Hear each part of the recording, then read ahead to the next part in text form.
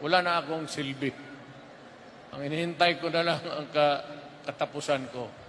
When God will call me to the heaven and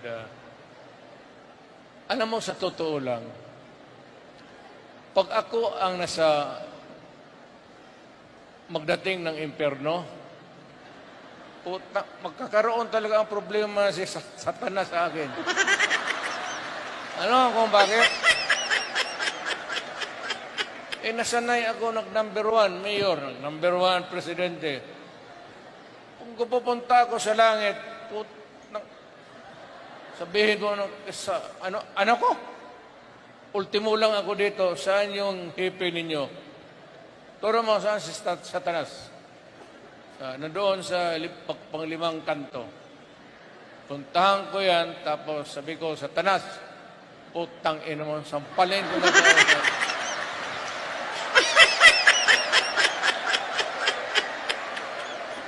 Kaya ang sinabi ko sa mga tauhan ko, pag namatay ako, lagyan mo ako ng gunting sa likod.